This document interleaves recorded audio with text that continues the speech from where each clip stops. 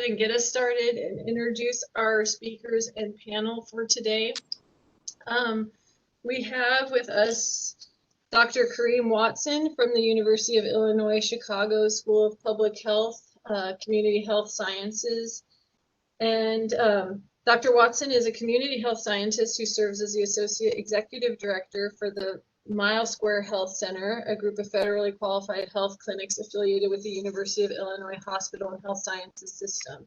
He also serves as the Associate Director of Community Outreach and Engagement for the University of Illinois Cancer Center at UIC and has a faculty appointment in the UIC School of Public Health as a research assistant professor. His research is focused on cancer prevention and controlling and mitigating the disease. He has a National Cancer Institute grant to address breast cancer disparities among African American women and leads the outreach and engagement core of the NCIU 54 Chicago Cancer Health Equity Collaborative. He is also a leading research project on engaging African American men as citizen scientists to improve lung cancer outcomes. There's a lot more to say about Dr. Watson, but I will be taking the whole time. So super excited and honored to have you. We also have also from UIC, Dr. John Stewart, who is a tech grad and joined us in the fall last year in person for our seminar series. He's here as more part of the panel to aid in discussion as we reach the end of the presentations into the Q&A session. And then we have Mr. Rudy Macklin, who currently serves as Director of the Bureau of Minority Health Access for the Louisiana Department of Health and is the Director of the Governor's Fitness Council. He's well known for his success as a member of the 1980-81 LSU basketball team, where he was an all-time leading rebounder and second all-time leading scorer. He went on to play in the NBA before returning to his home state of Louisiana, where he now works to improve the overall health and well-being of those who live here. He has served as an advisor to the Louisiana Department of Health and the legislature on health policy issues affecting health status and access among underserved immigrants, refugees, and various racial and ethnic populations. He was appointed by Governor Edwin Edwards to serve as the director of the Louisiana Governor's Council on Physical Fitness and Sports, and later picked to establish the state's first minority health office under Governor Mike Foster called the Louisiana Bureau of Minority Health Access and Promotions, designed to minimize healthcare disparities among underserved racial and ethnic populations in the state through collaboration, advocacy, and education. Again, much more about Mr. Macklin, and I think he will share more of what he's been up to since all of that and what he's doing for the state. So with that, I'm going to start our presentation. Oh, I'm sorry. That's not fair. I'm not done. Those are our main speakers. We're also joined today by Dean Devonia Love Vaughn and Professor Jeremy Muir, who are here at Louisiana Tech University and will be part of our discussion following these two presentations. So thank you, and thank you to Dr. Caldera Moore, who organizes these with me. And with that, Dr. Watson, I'm going to turn it over to you. You should be able to share your screen. Let me know if we run into any problems. All right, can you all see the screen okay? Yes, thank you. All right. Well, good afternoon, everyone, and thank you all so much for having me. I think, Jamie, I have about 20 minutes. Is that correct? Yeah, 15 to 20. Okay. So I will do my best to get through this in 15 minutes. So I was, first of all, I want to congratulate you all on this new Frontiers in Biomedical Research seminar series. You're taking a bold step to address some really complicated issues and some tough issues. And so I want to commend you all on taking that step. And I'm excited. I was excited to be invited by recommended by Dr. Stewart, who's both a mentor and a colleague, and I'm really thankful that he told me about your amazing program. So without further ado, today I'm going to talk about COVID-19 and healthcare disparities. So the objectives today are to review current trends related to COVID-19 disparities. So I'm actually going to review some trends as it relate to our urban serving area right here in the Chicagoland area. But I think the narrative that you'll hear from COVID-19 disparities in the Chicagoland area will look very similar to, unfortunately, what we're seeing nationally. And after that, I want to define a term for some of you or remind others of this term called structural violence. And hopefully you'll hear that it's an all-encompassing term that really addresses some of the things that we call systemic racism and, well, more upstream factors. Then after that, I want to talk about the historical significance of this justified medical mistrust. And I put justified in all caps there because we really want to remove the stigma of judgment that we have right now as it relates to the COVID-19 vaccine hesitancy and even testing hesitancy to some degree, and then identify ways to overcome justified vaccine hesitancy. So let's just get started. This is actually a heat map of Chicagoland area. So Chicago is known, and this is not my statement, this is evidence-based statement, as being one of the most racially and ethnically segregated cities in the country. So kind of let that sit, one of the most racially segregated cities in the country. And we pride ourselves on having 77 community areas.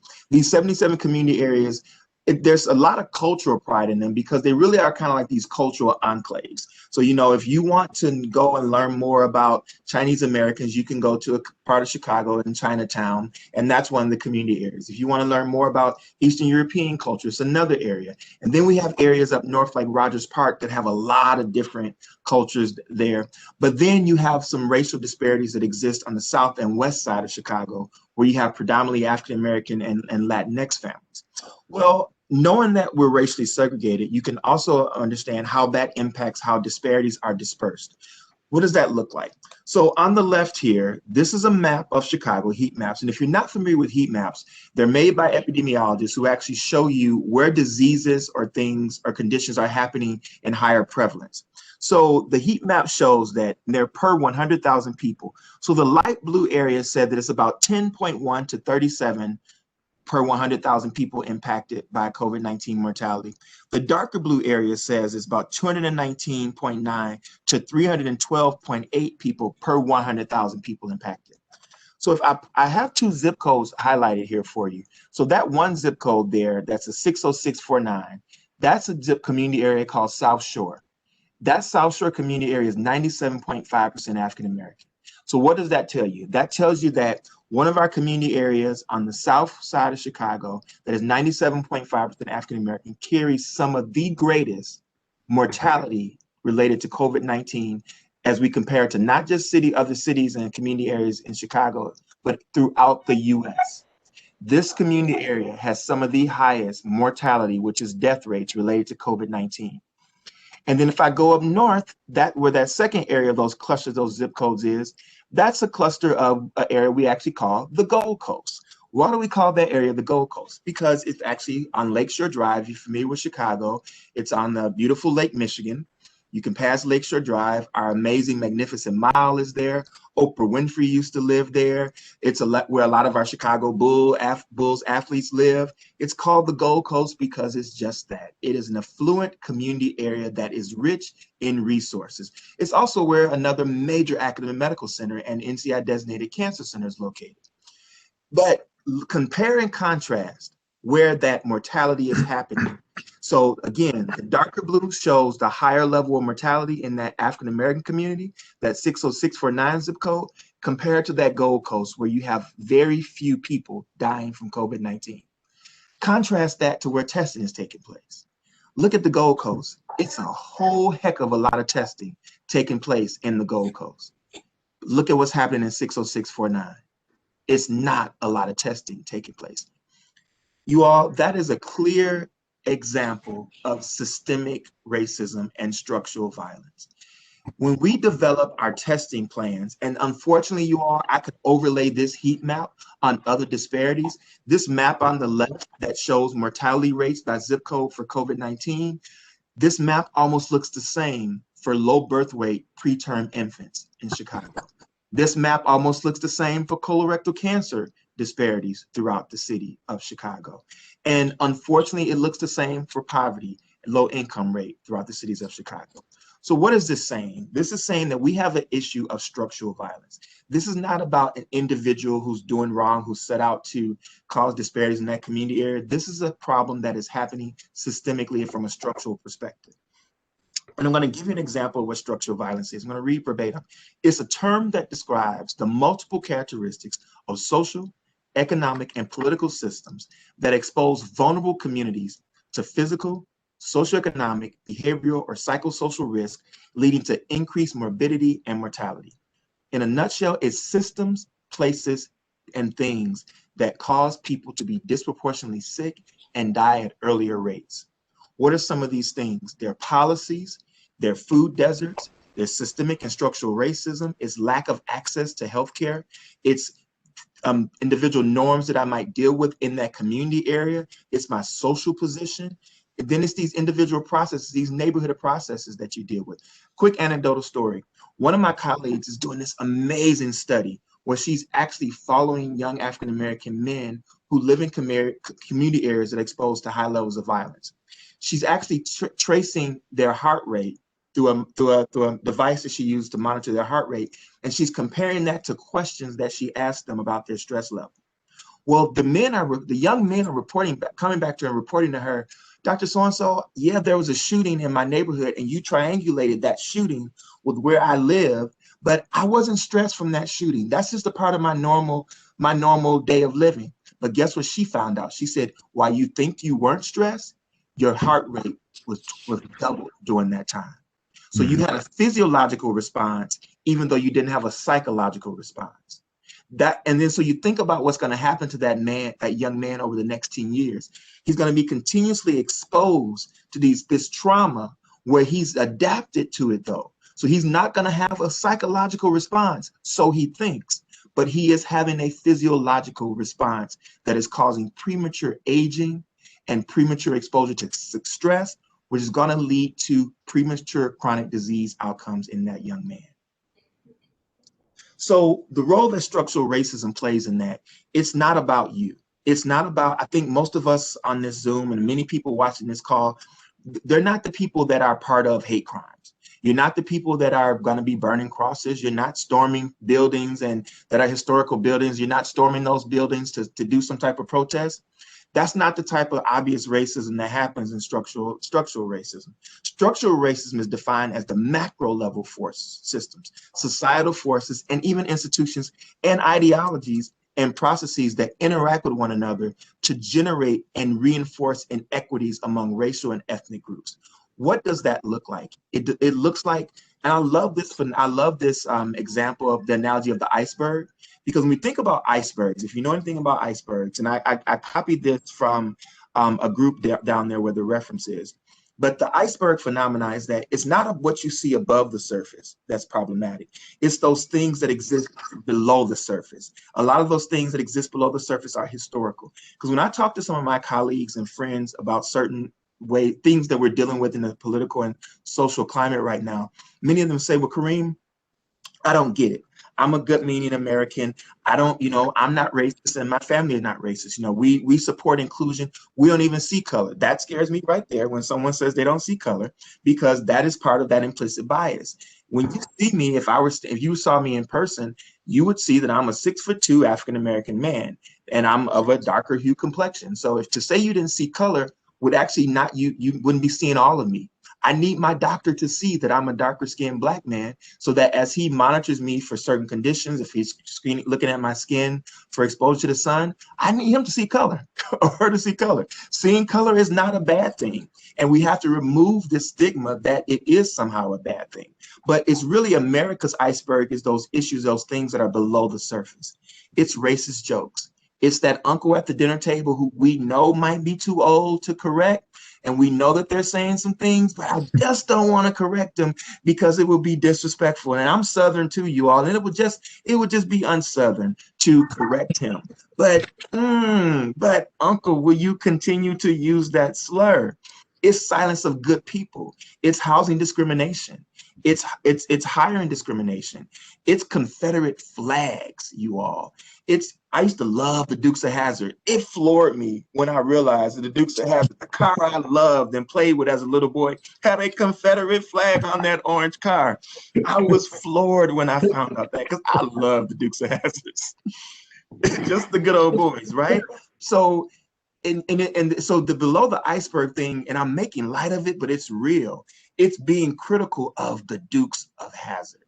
That can make me seen almost as anti-American, being critical of the Dukes of Hazzard. But if you're not critical of some of those places and spaces where we've been historically, you letting those things below the surface really fester up so they can cause more problems above the surface. And what's so dangerous about these below the surface things is that they're usually not measurable.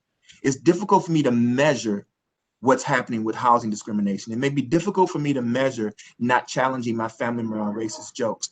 It may be difficult for me to measure mass incarceration, or not believing the experiences of people of color, or saying, well, did she really move away from you when you got in the elevator because you're Black and you're a male? Or did she move away from you because she was concerned about her personal protection?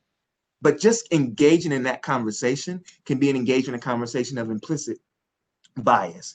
And even thinking about things like Eurocentric curriculum. So that's the one way that structural racism shows up. Well, how does it show up in this COVID-19 disparity? Well, let me walk you through again of how it shows up in healthcare. This is a quote from a contributor, from a colleague. She's at Dr. Monica Taylor at Harvard University. A patient of mine recently shared a story with me about her visit to an area emergency room a few years ago. She had a painful medical condition. The emergency room staff not only did not treat her pain, but she recounted, they treated me like I was trying to play them, like I was just trying to get pain meds out of them. They didn't try to make any diagnosis or help me at all. They couldn't get rid of me fast enough. So that's how it shows up in this day and age, you all, this bias. It shows up in lack of equity in treatment of pain. It shows up in bias and shared decision-making. I unfortunately personally dealt with this with my own mother who died recently from complications of lung cancer. It was a really interesting conversation trying to convince the medical team that she wasn't a smoker, even though if you shouldn't judge someone for how they get a cancer, but just engage in this conversation about what they should do for her care was a really interesting journey. And you shouldn't have to tell providers that, oh, I'm a doctor, I'm in public health, for your loved ones to get the best care. It shows up in maternal and child health outcomes. Are you aware that in the US today, despite an African-American woman educational status, you can have an African-American woman with a JD or an MD or a PhD who will still have worse birth outcomes than a white woman that doesn't have a college degree or even a high school diploma. So just kind of sit in that. What is that saying about our system? Because it's not just socioeconomic at that point. It's not just about insurance at that point. What is happening to how we listen and hear and treat Black pregnant mothers compared to how we treat other women? Because we're still seeing this issue. That's how systemic racism and structural violence shows up. Now, how does that historically connect to what we're seeing with COVID-19? Our memory is not that long ago, you all. This is a thick slide, but I want to bear with me on this journey. This is a slide taking you through the historical pathway of what has happened in a brief history of the evolution of research ethics and its effect on people of color. So what happened was that in 1932 to 1972, 40 years, you had the National Public Health Syphilis Study at Tuskegee, Alabama. At that time, this study took place for 40 years, you all. At that time, you didn't have things like the Institutional Review Board. You didn't have things like the informed consent. And you had these racist practices happening in public health. Then in 1944 to 1980, you had US-sponsored effects of radiation experiments. We had all these environmental studies taking place around the US. And then you go to the Nuremberg Code in 1947. Then in 1951, I jumped down to Henrietta Lacks. Many of you may have heard the story or read the book, The Immortal Life of Henrietta Lacks. But in a nutshell, it was a young African-American woman who was suffering from cervical cancer, who had her cells removed without her consent. And unfortunately, those cells, the fortunate part is that those cells went on to change and revolutionize science. The unfortunate part is that a conversation of shared consent was not had with Mrs. Lacks at that time. So think about these two stories, and this is more information here that I'm going to have time to go through, but I'm going to walk you through. So Tuskegee syphilis study that ended in 1972, it went on for 40 years, and the story of Henrietta Lacks. These are some of the things that are embedded in the mental history of people, particularly communities of color, that lead to a lot of the medical mistrust that we see today. And a lot of these things, you all, have happened at the hand of either academic institutions or the federal government itself. So when you talk about trust, you have to think about where we have been as a history, as a community. But how do we move from that? That's where we've been. But this is one of my favorite pictures. This is a picture of 4 generations of the family of Henrietta Lacks. This is her daughter-in-law, Jerry Lacks, her great-granddaughter, her great-great-granddaughter, and her granddaughter. One of my friends and colleagues that I work with is the great-granddaughter of Henrietta Lacks, Veronica Robinson. I can pick up the phone and call in or text Veronica Robinson and say, Veronica, I have an idea for a study, but if I want to run this by you, because what I want to hear from Veronica, I want her to say, Karriem, my great-grandmother will be proud of the type of research that you're designing. Because what we learned from the Lacks family is that they don't want this medical mistrust to continue. They want to see how can we support collaborative research that can engage others. Another examples of how we can move on from this, and I'll end here, is a Voices of Our Fathers Legacy Foundation. The last living member, the last survivor of the Tuskegee experiment, the U.S. public health study happened in Tuskegee, Alabama, died in 2004. That's in most of your recent memory. The last surviving spouse of a Tuskegee, of a man who participated in the study, died in 2009. Well, on December 20th of 2020, the family of a Tuskegee syphilis study participant, his daughter actually was interviewed on ABC and said, I want us to learn from the things that were done poorly to my father, and I want to come out and support us moving forward through trust and adequate inclusion of African Americans in research. And she came out as a proponent to support the COVID-19 vaccine and to support COVID research. But more importantly, what I really love is that his granddaughter came up. Dr. Thornton said that there is a desire and a need for us through our foundation and through my professional work to want to move this story of the syphilis study to one that speaks towards being a victim to being a victor, from moving from trauma to triumph. And as a result, she started this new foundation. It's called the Voices of Our Fathers Legacy Foundation. So in the brief period of time that I've had here, I hope that I've taken you on just a snippet of a journey, walking you through what some of the medical mistrust looks like, the historical significance of it, framing it within structural violence, and also kind of giving you glimpses of our healing, moving again, to quote Dr. Thornton, from trauma to triumph. So I'll end there and I'll open it up to questions. I think, Jamie, we'll come to questions after Rudy presents, if that's okay. But if people that do is have totally questions, they can start typing them in the Q&A, and we will get to them as soon as we can. So Rudy, I can share my screen if we can hear you. Hear me? Can hear you. Okay. You're gonna have to give me a second here to make myself a presenter. Well, you can hear me, but you can't see me, right? Can't see you. Nope. Okay, I'm sorry about One day, that. I don't know one what day I'll happened. see your face. The big RM, that's all you can see. I'm sorry about that. It's all right. We But thank you appreciate all you for doing having me. this. Okay, I'm getting there. I'm getting there. Interesting. All right. Somebody else help me out. Can you see his slides? We're good? Yeah, see it? Okay, I'll tell you to advance them, I guess, huh? Yep, just tell me what to do. Okay. All right, well, thank you all for having me. And Dr. Watson, I really enjoyed your presentation, big time. And what I'm going to talk about today is in Louisiana and what's going on with our COVID response, and also the Bureau, which was formed back in 1992, and 1997 actually, to deal with health disparities. Back when health disparities first became on the scene with President Bill Clinton, when he was trying to introduce universal health care, and his wife, Hillary Clinton, the First Lady, was running the ball for him. And so we teamed up with them and the Surgeon General at the time to deal with health disparities. And so now moving forward, we formed the Bureau of Minority Health Access and Promotions to deal with health disparities back then. And during that time, during Katrina, when Katrina came around in 2005, we saw that minorities, people of color, especially Native American tribes in particular, were having trouble getting relief from FEMA or any other resources that come their way by way of federal response or contributions from philanthropists and things like that. It was always slow to get to minority communities. And so we formed the Community Preparedness Response Network. All right, and you can advance to the next slide, please.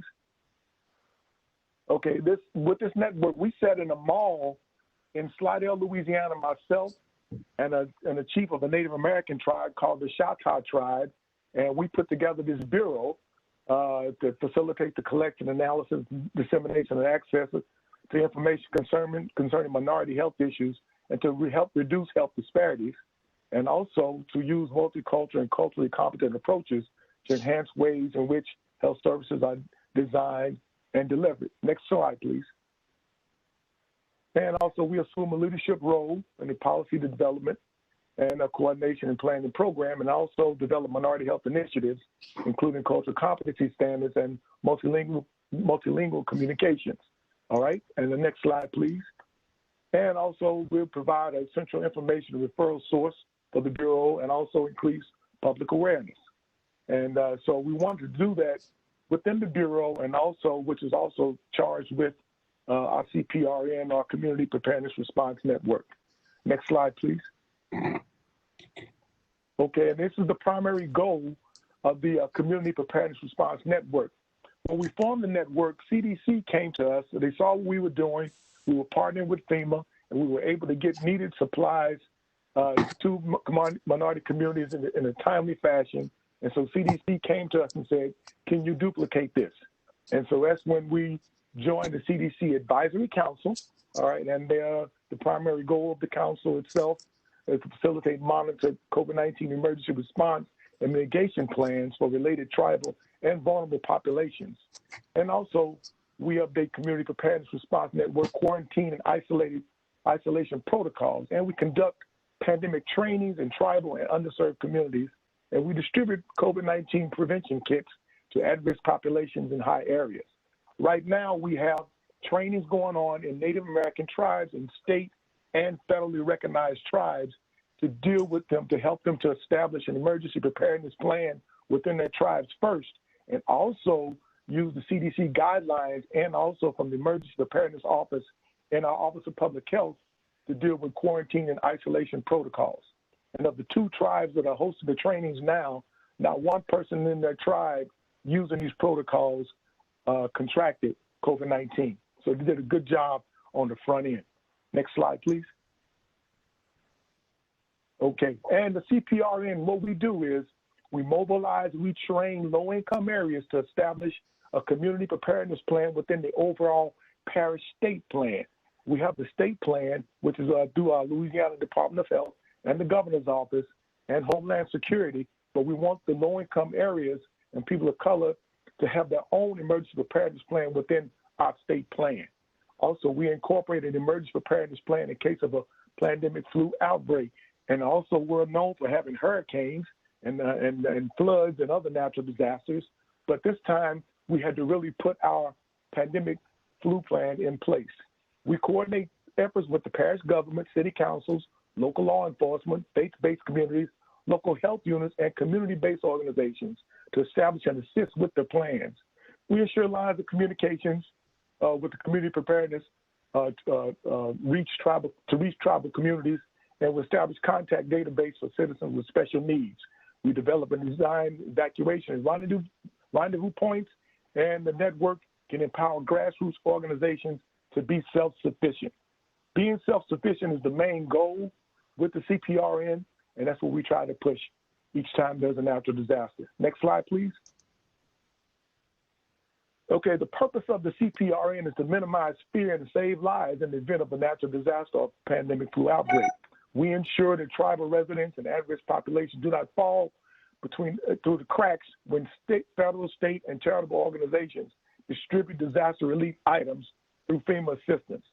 Often, when there's a natural disaster, minority and low-income communities and also tribal communities are last to receive any type of federal assistance or charitable assistance from other organizations. So we break down those barriers for them to make sure that assistance freely flow through to these communities without any barriers at all.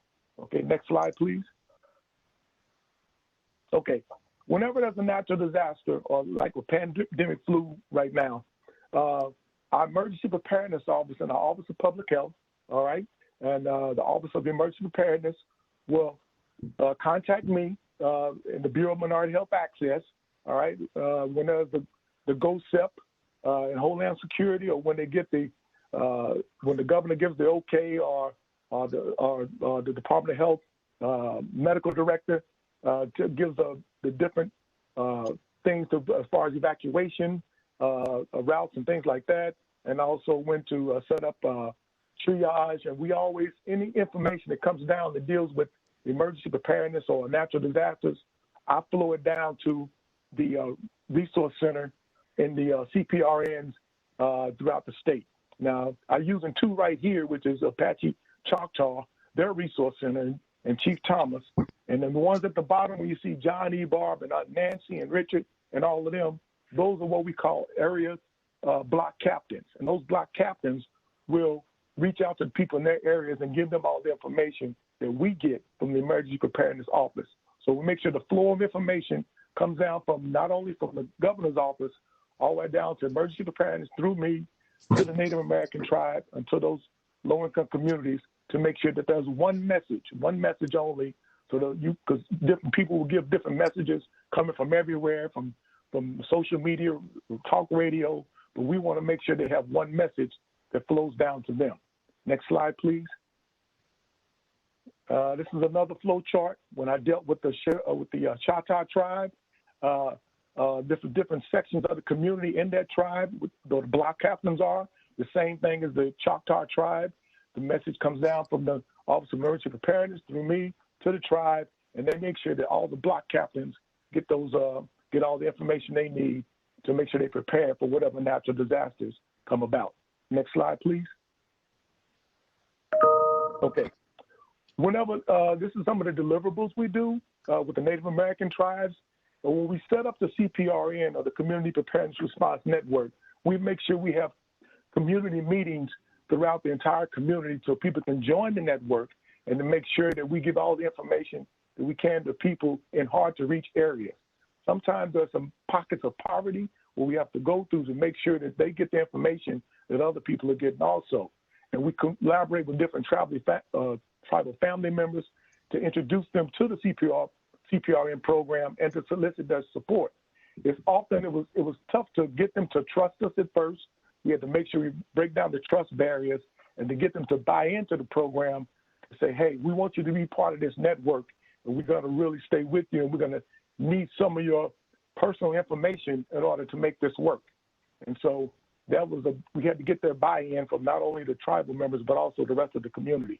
Next slide, please. Okay, we always like to have a community assessment survey before every year we do one to make sure we take care of people with special needs like handicapped persons, person needing transportation, identify those who don't have phone service, internet service, and we also track newborn and pregnant mothers. We want to make sure that that's passed around in those hard-to-reach populations, because when a pandemic, flu, or natural disaster happens, we make sure we pay special attention to these people based on their survey, that they can get special attention right away.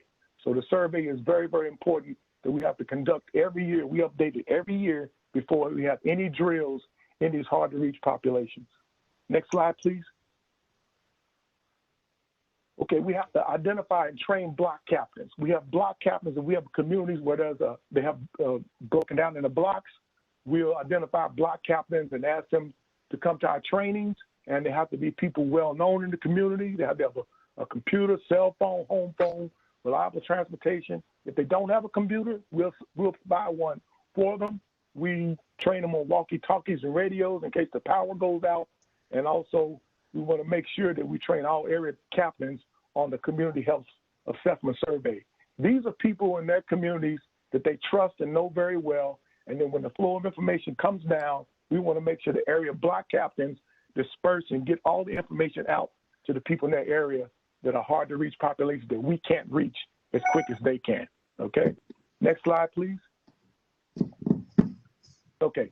The block captains will be trained on the community preparedness survey, also review the methodology for conducting the survey.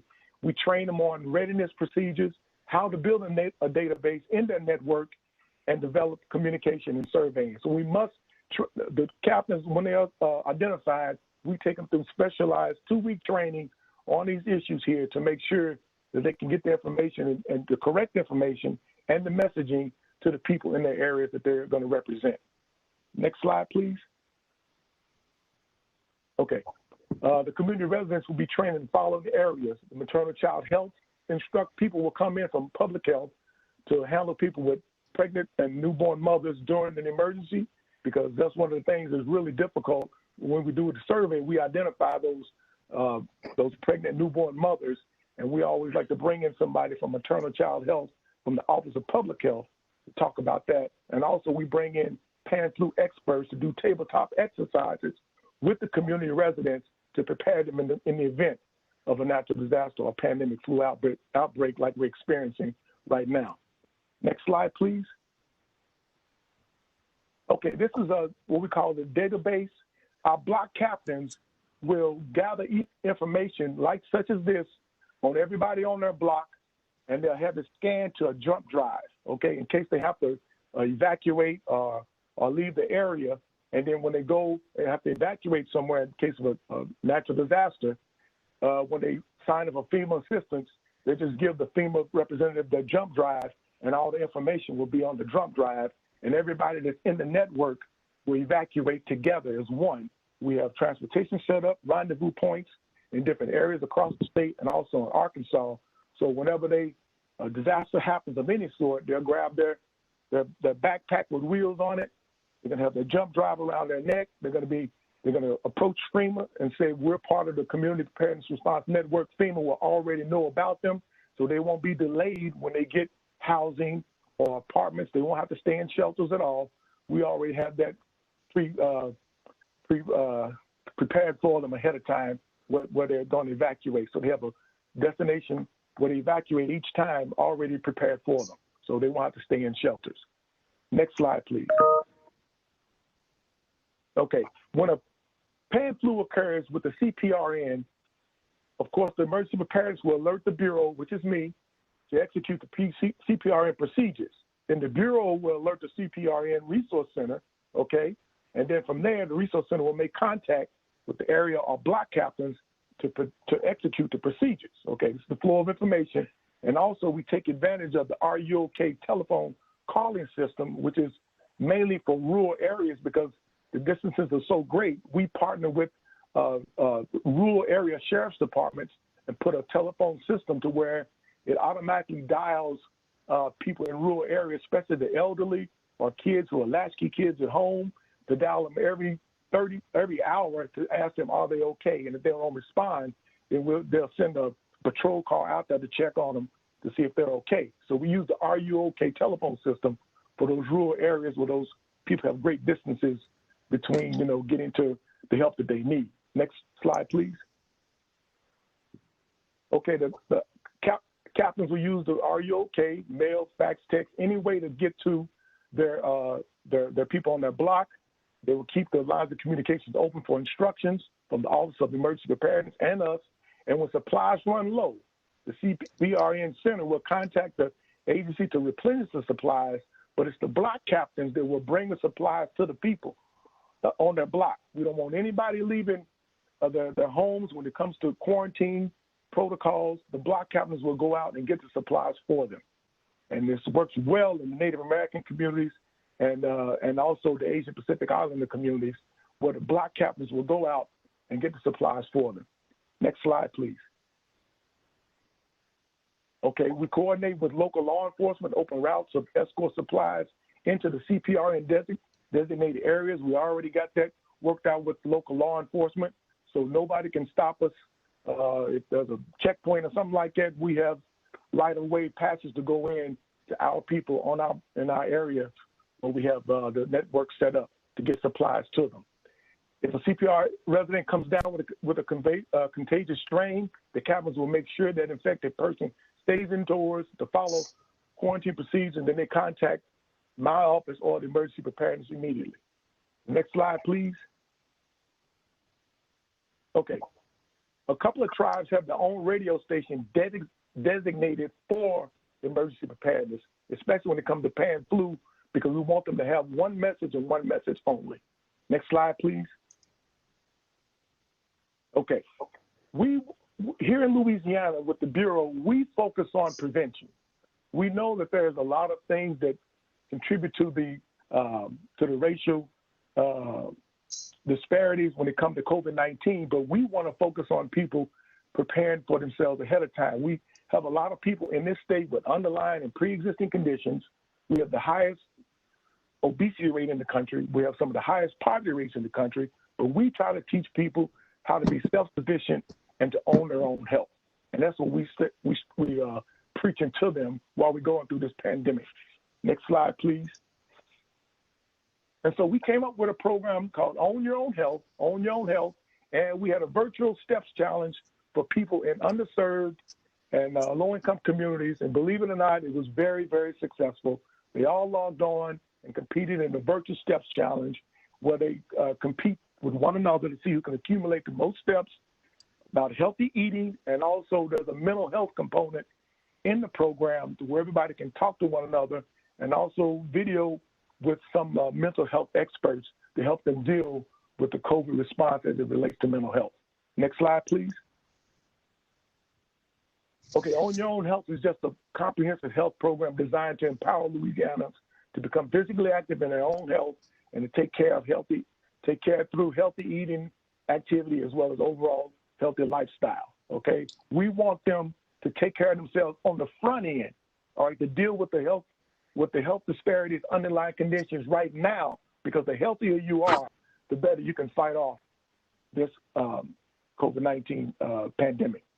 Next slide, please. Okay, each participant, they can form teams or participate as individual participants. We have different message boards they can take part in. We have incentives that we give away, and also we stay engaged with them through our message board and our coaches, online video coaches that speak to them to talk to them about healthy eating and being physically active. Now, the biggest thing about this is Louisiana is known for its food deserts. Louisiana has 127 festivals statewide. A lot of them are festivals that they put on every month, and it's all centered around unhealthy eating and adult beverages, okay? We have some of the best foods here in Louisiana, and to go in and try to teach these people, encourage them to eat better is a challenge. And so this is why we try to preach Own Your Own Health, to do it on the front end, because we tell them, yes, you may be living in a high poverty area. Yes, you may have food deserts in your neighborhood. Yes, you may go through some of the social determinants of health that Dr. Watson so eloquently put to us, but you can still take care of your own health at the same time. And that's what we're preaching to them right now through this pandemic, to own your own health. Next slide, please. All right, this is some of the areas that we serve. Is regions, what we call regions 1, 8, and 9, which are some of the most high poverty areas in the nation, and high obesity. We have a 35% adult obesity rate, which is extremely high. And so we want to deal with these existing underlying conditions, pre-existing conditions on the front end. And this is where we go. We don't go after the low-hanging fruit. We go after where the highest poverty areas are, underserved areas are, and we go at it head on. Next slide, please. All right, what we do, we have cities and parishes challenging one another. We go into the Louisiana Municipal Association, which is an association of all the mayors, and we get with them and tell them, we want to see you improve the health of your city. Why don't you challenge the next city next to you, all right, to see who can eat the healthiest and accumulate the most fruits and vegetables, and who can accumulate the most steps, and try to get them to compete against one another, and for bragging rights. And it worked, okay? It works. And some of the most poorest parishes turn out the most people to see who can accumulate the most steps. And so we call it city versus city challenges. And it's very, very successful. Next slide, please. All right, this is just a little breakdown of what the site looks like. We have our own site, which is oyohla.com, and you can see people competing against one another, the steps they accumulate, and they can always say that they brag against one another. Next slide, please. And we spit out data in real time showing the number of users, the total logins, and how every person in every city and every parish, how they have competed to make sure that they, to show that they're making progress in their cities and in their parishes. Next slide, please. And this is just another graph to show the total number of steps and the people and how many people improved, and also the beginning and average, ending average steps. Next slide, please. And it's going to show step by activity. You can use your Fitbit or any type of smart device to sync up with our system, and it'll put the steps in for you. You don't have to turn your computer on. You just do your steps, do your activities every day, and your activities will be converted into steps and miles for you. And it's all done by your smart device connected to our system. Next slide, please. And so these are some of the incentives that we give away who compete. And the ladies you see right there is our Hispanic Zumba class that we have. And we have a couple of hundred of them that participate each week. And so these are some of the incentives that we give away for people to take care of themselves on the front end, even during the pandemic. Next slide, please. Maybe it should be the last one. Mm-hmm. And this is just some of the things we've had for this week. A little updates about the vaccine for all 64 parishes, and also the number of chain pharmacies we have, and independent pharmacies, and 59 federally qualified health centers, which is our partners. It's Louisiana Primary Care Association.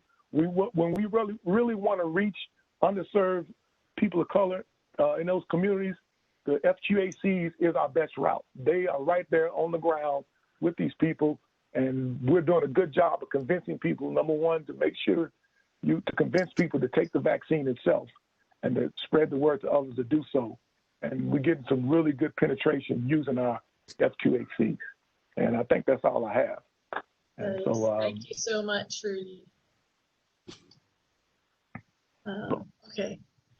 Thank you so much. That was really interesting. Good to see. I saw Lincoln Parish as one of those parishes that you guys serve, which is where we are located. They're highly competitive in those parishes, man. Yeah. So there are some questions. Dr. Muir, Ms. Devonia, Ms. Lovon, do you want to? I got to collect myself after sharing my screen, so I'm deferring here. No worries. So the first question that we have is many of our students aspire to having positions in healthcare, including doctors, physicians, assistants, etc.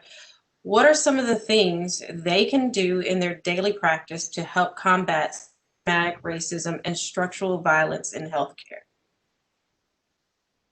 And so any one of our panel members. So I can take that one. Am I muted? I guess I'm not. You're good. Go for it.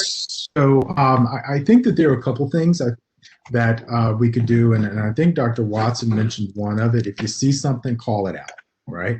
I mean, there's so many people who live their lives in a bubble that they don't understand that their basic ways of thinking about some things are just inherently racist. You know, as I tell my kids, a fish can't see water. So if they live in that life, then that is what they do. But secondly, all of us serve as examples, irrespective of where we think our roles lie. So for instance, you know, you're a student at Tech. There are kids at the laboratory school that see you probably every day, and the way that you carry yourself serves as an example to those students, but also the way that the community also serves as an example of what happens when you do the right thing and you carry yourself well and aim for professions. And I think the final thing is that, you know, as you begin to think about leaving Ruston and going on to the next step of your lives, is that there are often opportunities for you to do quote unquote gap years. I know there are a lot of schools like Amherst where kids are almost expected to take gap years. You know, take that time to get involved, if you choose to do so, get involved in community organizations that deal with the effects of systemic racism, right? So there are community organizations that deal with food deserts, get involved. There are community organizations that deal with inequities in healthcare, get involved. And at least for me, I have found that I've gotten more out of those activities and relationships than I've ever been able to give back. Thank you, Dr. Stewart. Please feel free to type in your questions in the Q&A, and while you do that, I'll put Dr. Muir on the spot to see if he has any questions, or because if I don't ask him, he won't participate. I know you were writing some down. Go for it. Right. No, I was taking notes. This is all very important. It's all very informative to me, who thinks about it oftentimes in very different ways from other people. And so in that sense, I need to, and I like to hear about those ways, because it helps me to formulate a little bit more broadly the way that I conceive it. So as Dr. Newman said, I'm a political scientist by training. And so oftentimes I think about it in terms of the comprehensiveness of public policy when we think about what is to be done. And the way in which we think about phenomena, this sort of empirical, descriptive ways, is very important in terms of how we set the question of what is to be done. Because in a certain sense, if you don't know what's going on, you don't really know what it is that you're trying to do.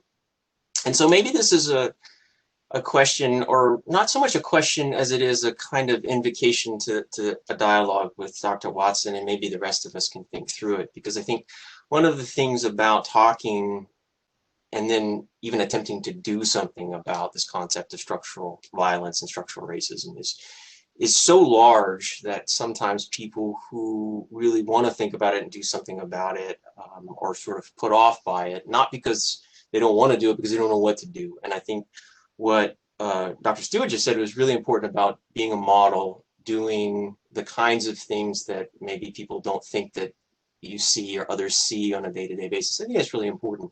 But I think that's only a piece of the puzzle. The larger piece is also what is to be done collectively. And so let me ask a couple of questions. And so as a social scientist, like you are, we think about these things very, very similarly.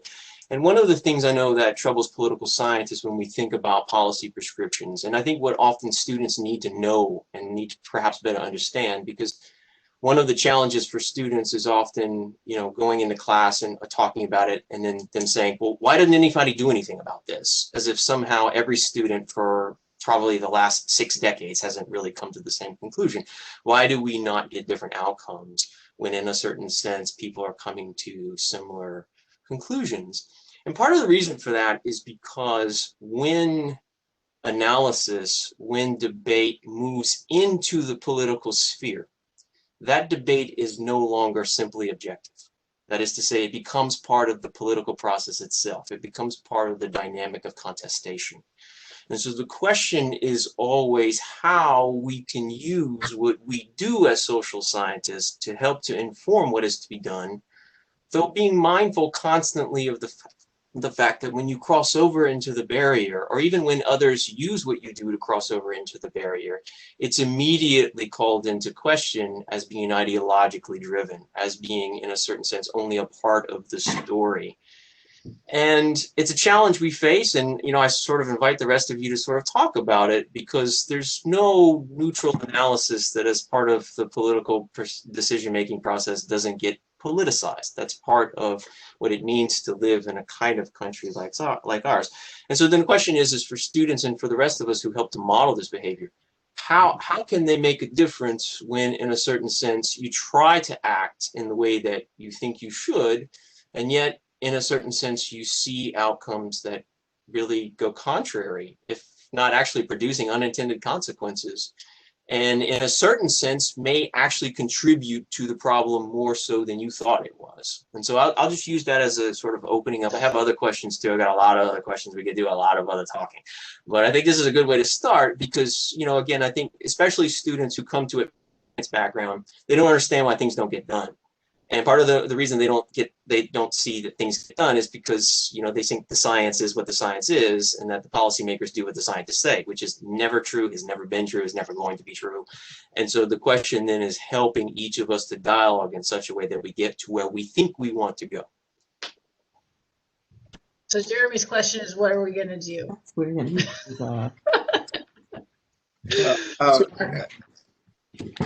You got an answer, Dr. Watson?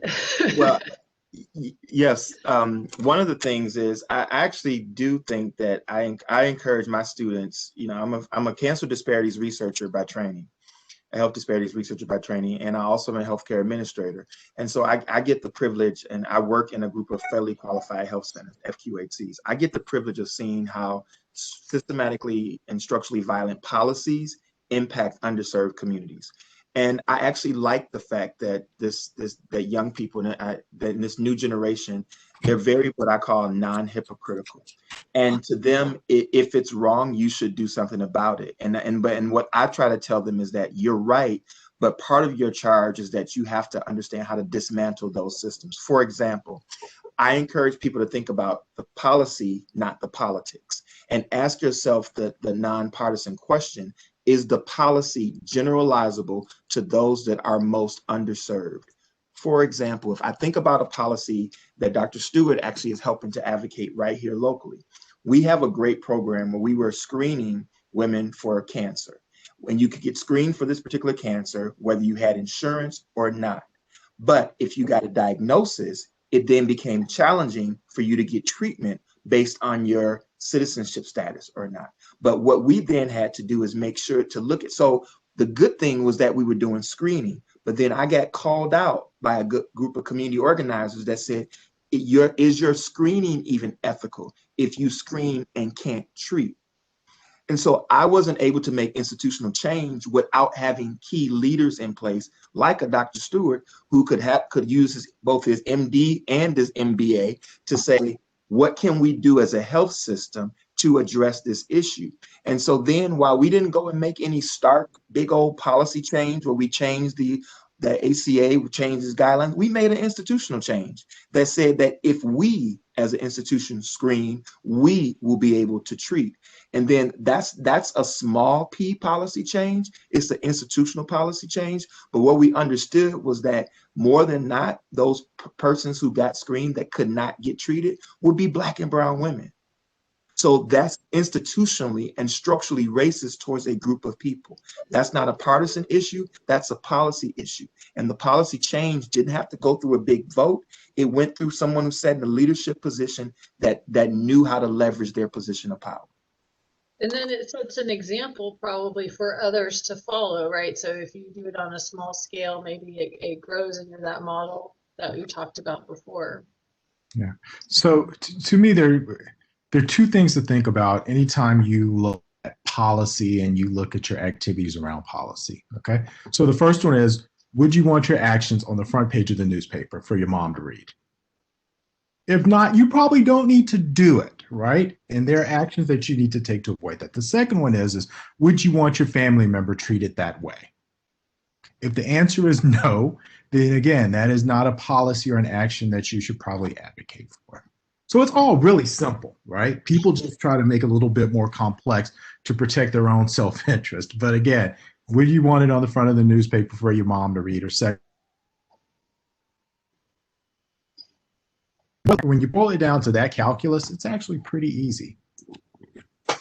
So then maybe to follow all of that, somebody did ask a COVID-related question. So if both national and state statistics show a significant disparity in COVID health outcomes based on gender, however, I've not seen any plans to address this inequity. How do your state healthcare organizations address this? So how are these inequities that have always existed and are really being highlighted right now because of what we're going through? How are people actually addressing them? We hear a lot, but maybe we're not seeing a lot. We heard some today, I think, about some of the efforts that are taking place. Yeah, I opened that up. Rudy, please chime in also. Yeah, if I may. Yeah, please. Through my Bureau of Minority Health Access, we have a network and a database of connections throughout the entire state. And they go through my office and also through our FQACs.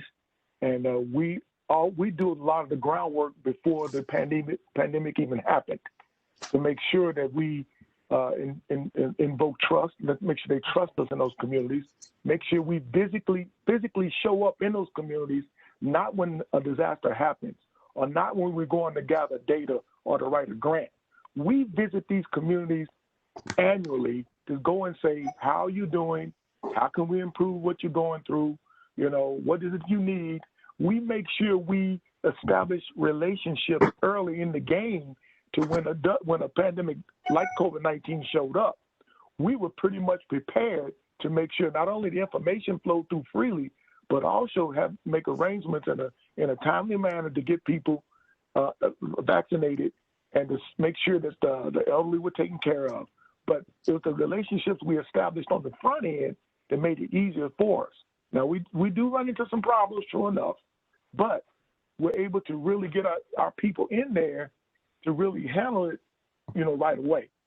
So it's about establishing your trust and relationships on the front end, because when COVID-19 is over, you still got a big problem. Your biggest problem is going to be mental health, okay? Mental health. What are you going to do about mental health? And your health disparities will still be there, because if anything, COVID-19 put a real bright, shining light on health disparities, okay? So we try to teach prevention more than anything annually, 24 hours a day. We want to go from a treatment-oriented society to a prevention-oriented society if we can, okay? And that's what we're preaching for. And so, yes, these things happen. Yes, there's some systemic racism going on, but we want to make sure that while we as policymakers and experts are dealing with this, there's something that you can do on your own as well. Put some of the onus on the people to take better care of themselves, to eat better, to be physically active on the front end themselves. Sometimes you're going to have to put pressure on them to do better in the communities where they live. Because whenever I visit these communities, all right, yes, there are some food deserts, but I see that there are grocery stores further down that they could visit to get fresh fruits and vegetables. I see places where they can be physically active, but it's a matter of changing their mindset, okay? It was the culture pretty much that was killing the people pretty much in Louisiana, because they rely on their culture so much with festivals, unhealthy eating, all the best foods you can think of. But they said that their ancestors all did it the same way, ate the same way, did the same thing, and they lived to be 95 and 100 years old. But they're dying at accelerated rates here in Louisiana, so we have to change the mindset and at the same time deal with these structural racisms and violent racism that we see in segregated neighborhoods and all the other social determinants of health that deal with their environment that can contribute to their low health status. But we want to make sure that they stay on track to take care of themselves on the front end.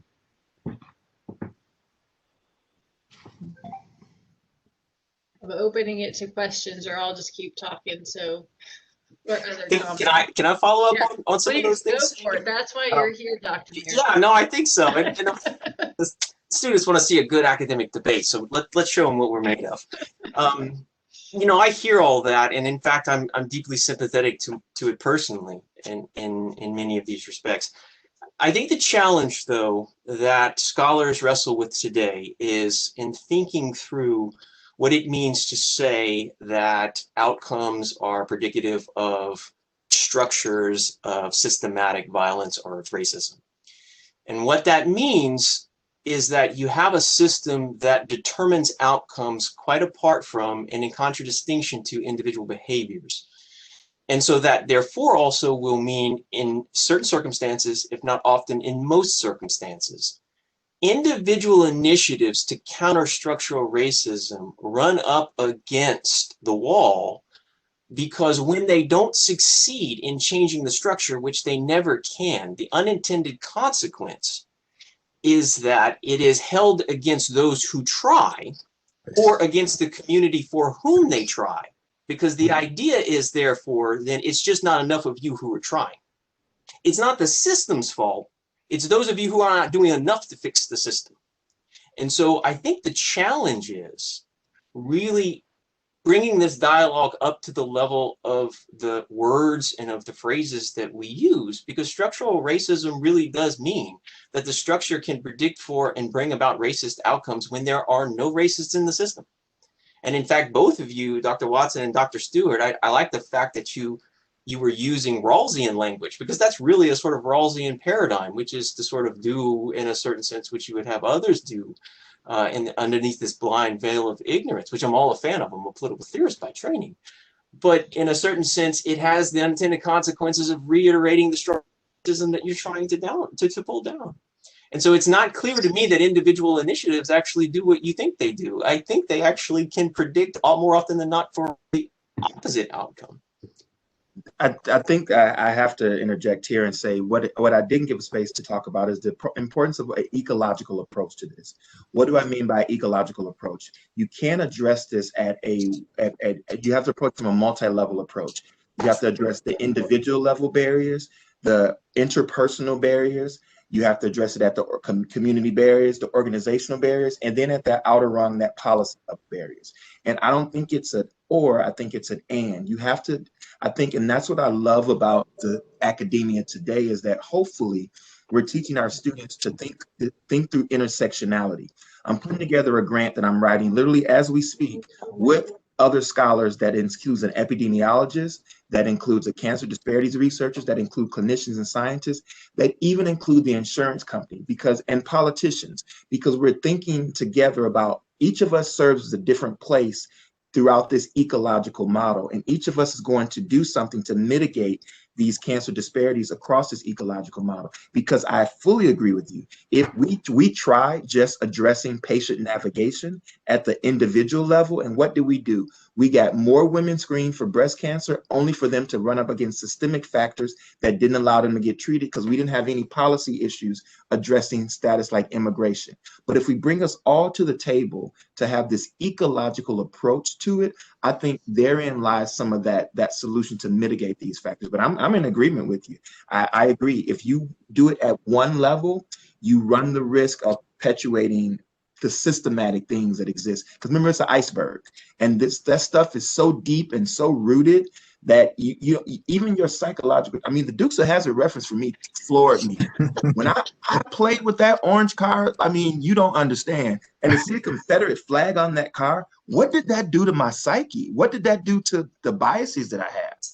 I won't even break that down. I got to put that in the therapy session. Dr. Watson, I'm from Kentucky, and Hazard, Kentucky was known for a place that people of color did not go to.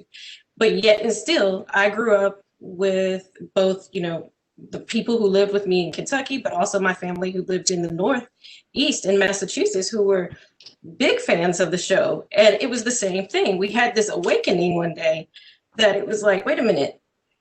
This is the very town we don't drive through, right? And if you do drive through, you drive through, and no stopping, no anything.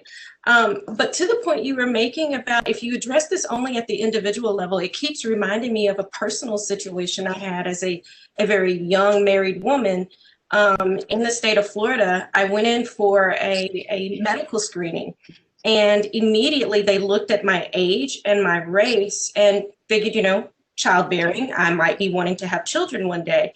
And I remember the medical professional telling me, because you are a Black woman, you are already at risk for this, and this. And I said, well, I do Tybo 5 times a week. That shows you how old I am, right? Billy Blanks. Billy Blanks, right? I do Tybo 5 times a week. My husband is a track and field coach. We're in really good shape. I don't have high blood pressure. I don't have. And they looked at me and said, it doesn't matter. You're a Black woman. And I just sat there like, how do I trust this system that will only see my color? That will not then look at, because I'm hearing Mr. Rudy Macklin talk about, what you do on an individual level. Well, I was doing my part, but the system wasn't acknowledging my part. Didn't say, kudos to you, you've now upped your chances, of a good outcome if you do get pregnant. That didn't happen. So did I trust the system? It changed how I viewed the system. I got a question for you, though. I'm from Louisville, Kentucky. How in the heck did you make it out of Hazard, Kentucky? I was not in. I'm originally from Middlesboro, Kentucky, which is probably not that much better. I'm going to tell you, you had it rough. I know about Hazard, Kentucky. Again, we drove through Hazard. Rough. Oh my God! But hereditary. You've been a Black woman. They're probably looking at that. And, but let me ask y'all a question. The American, I'm sorry, not the American, the Affordable Care Act, when it hit the ground running, I mean, everybody thought that would be the panacea, the cure-all pretty much when it comes to people not only getting access to care, but also being covered, being insured.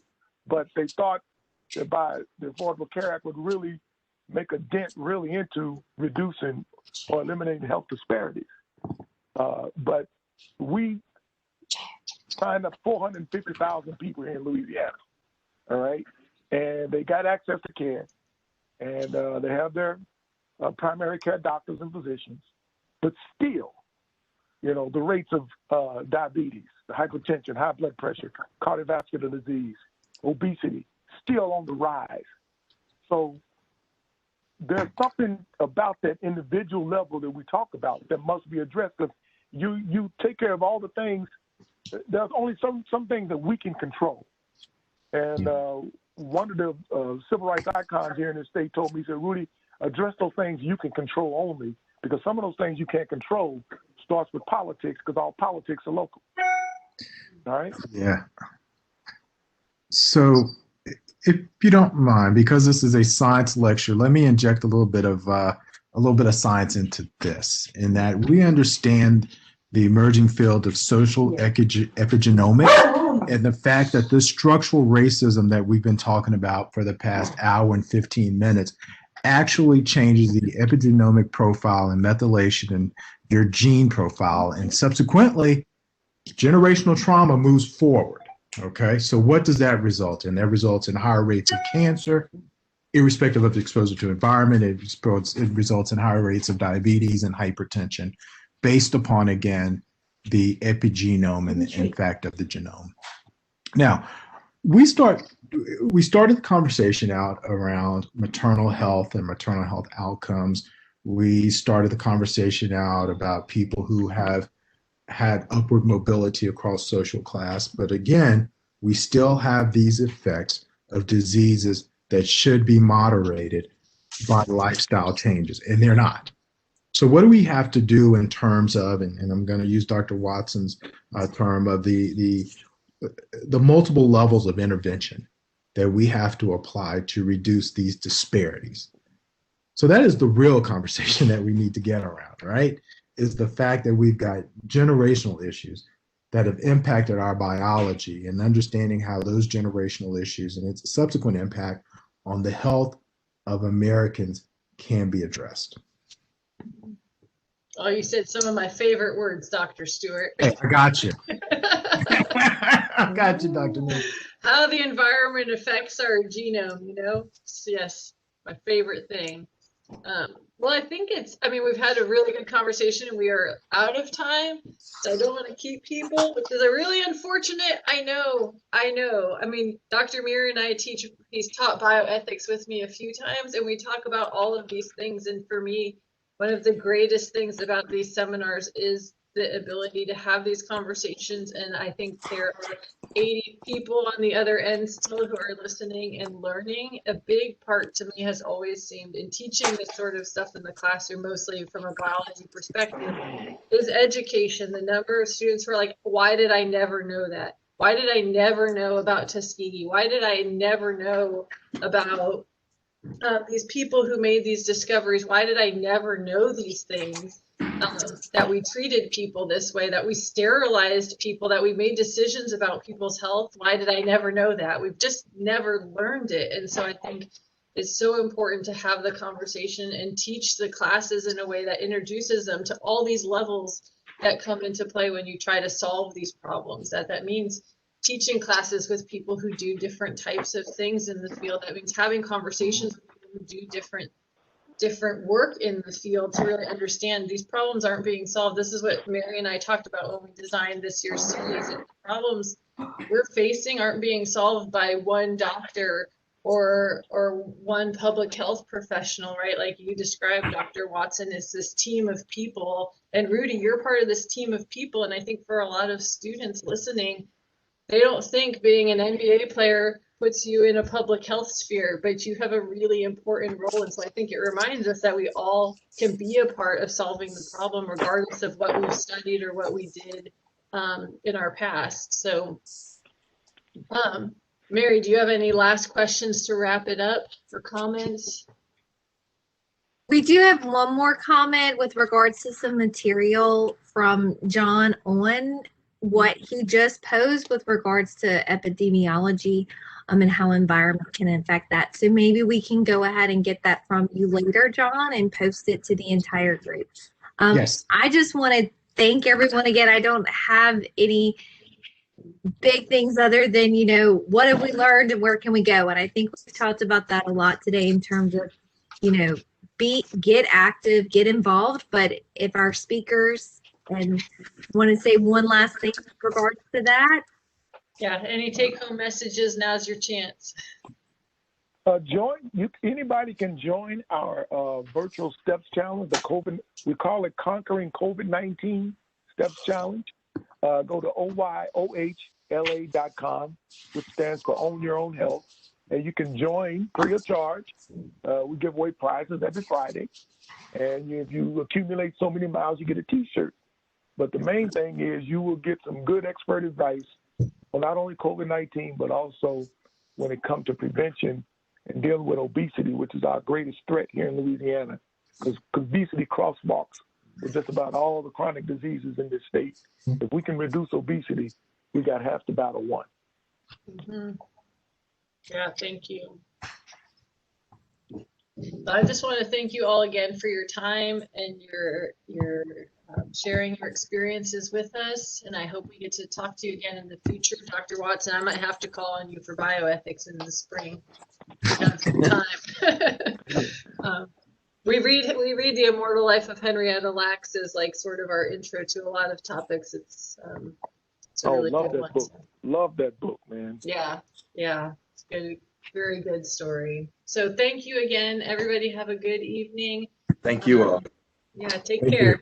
All right. Take care. Guys, thank you, everyone. Have a good evening. All right. Bye-bye. Bye-bye.